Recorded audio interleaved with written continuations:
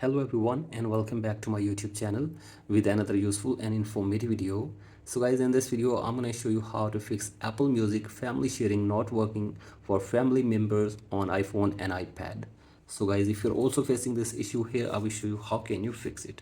So guys, to fix Apple Music family sharing, you have to simply ensure the family organizer has the correct family plan active on Apple Music. So guys, you have to simply make sure that the family organizer has the correct family plan active, and after this check if the problem is fixed or not.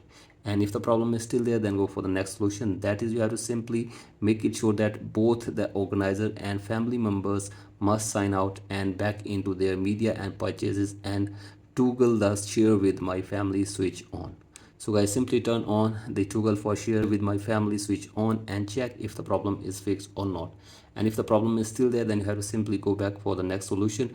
That is, you have to simply go to your profile and then scroll it below and sign out your Apple ID from your device for one time, and after this sign in back and check if the problem is fixed or not.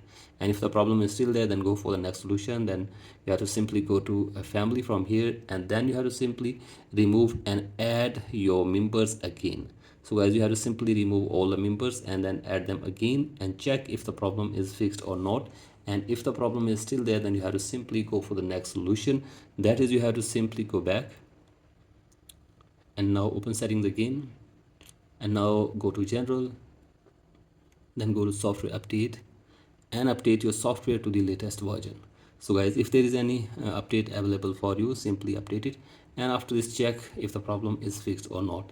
And if the problem is still there, then you have to simply go to support app, and from here you can get any kind of help regarding this issue from the Apple team.